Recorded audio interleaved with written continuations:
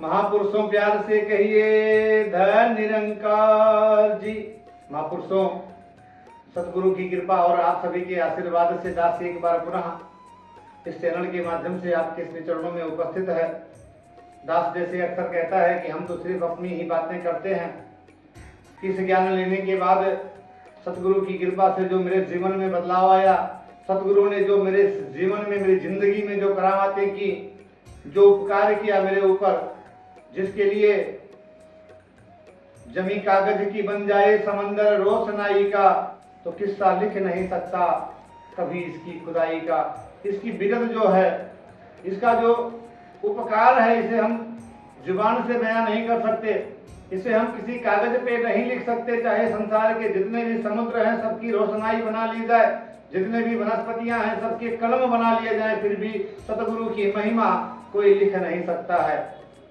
दास ने इसके पहले अगले वीडियो में सतगुरु बाबा हरदेव सिंह जी महाराज की कृपा, छत्र छाया और अकीदा और ईमान की बात पर अपने शादी का वृत्तांत बताया कि किस तरह से हुजूर ने खुद अपने हुजूरी में वो शादी कराई, और शादी कराने के बाद इशारा भी क्या करके बताया कि अब तो खुश हो।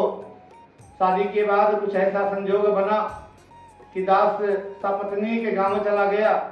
हम संसारिक रूप से वर्ण व्यवस्था के अनुसार पंडित आदमी, पूरे घर में पूजा पाठ का काम। अब हमारी धर्मपत्नी गांव में रहने लगी और दास वापस मुंबई चला आया। मुंबई आने के बाद महाराज दास वड़ाला में रहता था, वहीं की संगत करता था। एक महात्मा ने हमसे कहा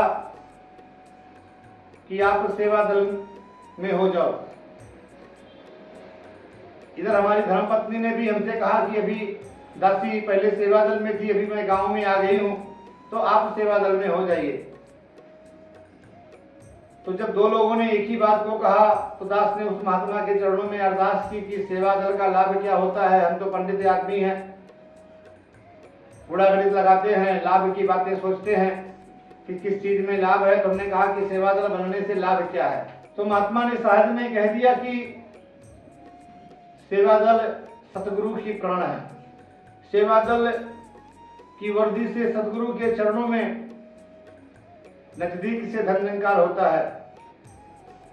सेवा दल की वर्दी और सेवा दल ऐसा सतगुरु का अभिन्न अंग है। सेवा दल के ऊपर सतगुरु का ऐसा वरदान है कि एक साध संगत का महात्मा अपने सारे धन दौलत, अपनी जमाने लड़की तक भी सेवा दल के साथ में सुपुर्द करके निश्चिंत होकर के अपने किसी कार्य को कर सकता है। इतना अकीदा और विश्वास संत महापुरुष का सेवा दल के ऊपर है। तो दास ने कहा कि मेरे लिए बस सतगुरु का नजदीक से दर्शन ही, यह ही लाभ काफी है। और दास जाकर के वड़ाला में एक महात्मा की दुकान टेलर का, और वहां पे वर्दी भी मिलती थी, तब वर्दी सिलाया और सिला करके समय हो गया 2002 का। उस समय घाट गोपर में छेड़ा नगर में समागम था उस साल, और समागम के एक दिन पहले ग्राउंड पे जाने का अवसर मिला। उस साल हमारी यूनिट की 217 संगम नगर वड़ाला यूनिट की ड्यूटी समागम कमेटी से लेकर के जितने भी ऑफिस थे, रेलवे, प्रकाशन और जितने भी ऑफिस थे, सारी जगह पे ड्यूटी लगी थी। तो दास को अधिकारी महात्मा ने समागम कमेटी में सेवा बख्शी थी। दास और एक महात्मा, एक सेवा दल के हम लोग पहुंचे, और जब हम लोग पहुंचे तो बाबा जी की गाड़ी भी उस समय समागम ग्राउंड में प्रवेश कर चुके थे।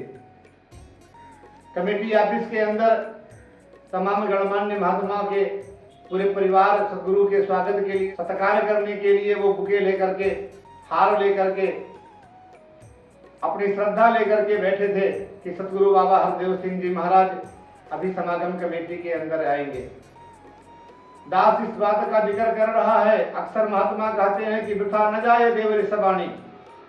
वो महात्मा तो सहज में कह दिए कि सतगुरु का नजदीक से दर्शन होगा, और दास जल्दी जल्दी वर्दी पहन करके समागम कमेटी के गेट पर खड़ा हुआ। एक तरफ दास, दूसरी तरफ वो महात्मा सेवा दल के। सतगुरु बाबा हरदेव सिंह जी महाराज की गाड़ी समागम कमेटी के दरवाजे पे बाहर आकर के रुकती है। हलचल बढ़ जाती है, दास के रोंगटे खड़े हो जाते हैं। सतगुरु बाबा हरदेव सिंह जी महाराज गाड़ी से उतरते हैं और गेट तक आते हैं, उस हाल तक आते हैं। हाल के अंदर जो गेट अंदर जाने का था वहां पर दास की सेवा लगी थी। सतगुरु बाबा तीन लोक के मालिक हरदेव सिंह जी महाराज दास की जो टोपी थी पहली बार लगाई थी महापुरुषों, उसे मुझे मालूम नहीं था कि वो उसमें कौन सा आगे और कौन सा पीछे रहता है। हुजूर खुद मेरी टोपी ठीक करके मेरे कंधे पे हाथ रख करके और उसके बाद से दर्शन दे करके और फिर एक हाथ दास के कंधे पर, दूसरा हाथ वो जो बगल में सेवा दल के महात्मा खड़े थे उनके कंधे पर, और पूछ रहे हैं, हाँ जी ठीक हो ना? लेकिन ये जुबान जो चिपक गई थी तालू से, रोए सब खड़े हो गए थे, आंखें सिर्फ बरबस रो रही थी। और उसके बाद फिर वहीं से हुजूर मुड़ करके वापस अपनी गाड़ी में बैठे और आगे निकल गए। कमेटी ऑफिस के अंदर नहीं आए। तो ये होता है संत के वचन जो सहज में निकल जाते हैं, और इसे पूरा करने के लिए तीन लोक का मालिक स्वयं तत्पर रहता है। इसलिए बात अकीदा और ईमान की है, बात विश्वास की है। आज समय के सदगुरु, समय के मुर्शद सदगुरु माता सुदीक्षा सविंदर हरदेव जी महाराज भी साकार रूप में इस निरंकार की मूर्ति हैं, स्वयं ब्रह्म हैं, स्वयं परमात्मा हैं। और आज सदगुरु हमसे क्या चाह रहे हैं? आज सदगुरु हमसे सिर्फ इतना चाह रहे हैं कि हम सभी स्वार्थी बन जाएं। हम सभी अपने अपने भलाई के लिए कार्य करना शुरू कर दें।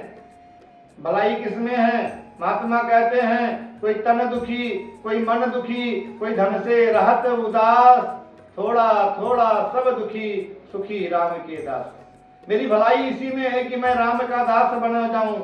मेरी भलाई इसी में है कि इसमें रमे हुए राम, इस पार ब्रह्म परमात्मा अल्लाह ताला, इस निराकार अकाल पुरुष का दीदार करता हुआ, इसे हर क्षण हर पल देखता हुआ, निहारता हुआ, इसका एहसास करता हुआ सतगुरु द्वारा बताए गए कार्य और व्यवहार को निरंतर अपने जीवन में अमली जामा पहनाता जाऊं। इतना सा कार्य आज हुजूर, आज सतगुरु हमसे चाह रहे हैं। हमारा यही अरदास, हमारा यही कर्तव्य बनता है कि हम सभी पहले तो सतगुरु के चरणों में पूर्ण समर्पित हों, पूर्ण विश्वास, पूर्ण यकीदा, पूर्ण ईमान हो कि जैसे वो पवित्र अवतार वाणी में दास ने अगली वीडियो में ही बात का जिक्र किया कि कहे अवतार हरि ही रब है, कहे अवतार गुरु ही रब है, इसमें कोई भुलेखा नहीं। एक हरि का खेल है सारा, लंबा चौड़ा लेखा नहीं, कुछ लंबा चौड़ा लेखा नहीं है। पूरी कायनात खुदा की मुट्ठी में है, साहे रख से भी करीब है खुदा, बगैर इसकी इजाजत के एक पत्ता नहीं हिल सकता है। जिस दिन जिस क्षण इस बात का मुझे विश्वास हो जाएगा कि जो कुछ भी मेरे जीवन में हो रहा है ये सतगुरु की कृपा है, सतगुरु की रहमत है, सतगुरु का विरद है। माता जी ने कहा, वो सुखी होने की बात बता रही थी कि सैकड़ों सुख हमारे जीवन में हैं, सैकड़ों प्रकार के सुख हमारे जीवन में हैं, लेकिन अगर छोटा सा कहीं एक कोई कार्य है जो मेरा अटका हुआ है, नहीं हो पा रहा है, तो उसी के लिए हम हाय तौबा मचा रहे हैं, उसी के लिए हम परेशान हैं, उसी के लिए हम अरदासें कर रहे हैं। अरदास सिर्फ इतनी होनी चाहिए कि हे दीनदयाल सच्चे पातशाह सदगुरु माता सुदीक्षा सविंदर हरदेव जी महाराज, दया करो, कृपा करो, रहम करो कि आपके चरणों में मत्था रखे हैं एक बार, तो फिर ये आपके चरणों में ही झुका रहे, ये उठने का प्रयास ना करे। मन कर्म वचन से आपके बताए हुए रास्ते पर चलता हुआ अंतर मन का सुकून प्राप्त कर सकूं, अपना लोक सुखी और परलोक सुहेला कर सकूं। तो एक बार फिर दास ये दावे से कहता है, अपनी जिंदगी के अनुभवों से कहता है कि ये कोई आम इंसान नहीं है, साधारण से इंसान नहीं, ये सतगुरु माता सुदीक्षा सविंदर हरदेव जी महाराज स्वयं पार ब्रह्म परमात्मा, स्वयं निरंकार हैं, स्वयं रब हैं। इस बात का जहाँ दास को विश्वास है, ये विश्वास है अंतिम श्वासों तक बना रहे, जिससे मेरा लोक सुखी और परलोक सुहेला हो और सतगुरु के बताए हुए रास्ते पर चलता हुआ पूरे परिवार के साथ आप सभी संत महापुरुषों का सत्कार कर पाए, आप संत महात्माओं से प्यार कर पाए। यही याचना, यही कामना, यही प्रार्थना। इस वक्तव्य को बोलने के दरमियान शब्द कहीं दाएं बाएं चले गए होंगे तो आप इन शब्दों को छोड़ दीजिएगा, अंतःकरण से दास को बख्श लीजिएगा। पर दास कोई बनी बनाई बात नहीं कर रहा है। दास अक्सर ये प्रयास करता है कि जो सदगुरु की कृपा से मेरे जीवन में घटा है सत्य घटना, उसी को आप सभी के चरणों में रखे, जिससे जहां दास का अकीदा और ईमान दृढ़ होता है, जहां दास का विश्वास और मजबूत होता है सदगुरु के चरणों में, वहीं हमारे जैसे न जाने कितने ऐसे लोग हैं जो दाएं बाएं हो रहे हैं, जिनका मन इस डामाडोल हो रहा है माया में, तो वो भी इस बात को मान करके, इस बात को जान करके कि ये परमात्मा है, ये भगवान है और इनकी इजाजत के बगैर एक पत्ता नहीं हो सकता। ये जो चाहे वो कर सकते हैं और ये क्या करना चाह रहे हैं, ये मेरी जिंदगी में क्या बदलाव लाना चाह रहे हैं। ये तो कहते हैं सरेआम की आओ करीब मेरे सरापा निखार दूं, बिगड़ी बना के तेरी मैं किस्मत संवार दूं। अरे रखना है तो रख ले इसे अपना समझकर, दो चार पल के वास्ते सुख क्या उधार दूं। तो यही याचना, यही कामना, यही प्रार्थना कि हे दीनदयाल सच्चे पातशाह सदगुरु माता सुदीक्षा सुरेंद्र हरदेव जी महाराज, आपके चरणों में, आपके संतों के चरणों में यह मत्था हर पर हर क्षण झुका रहे। आपके आदेशों और उपदेशों पर चलता हुआ जीवन की आखिरी तोड़ निभे, मेरा लोक सुखी और परलोक सुहेला हो। महापुरुषों प्यार से कहिए धन निरंकार जी।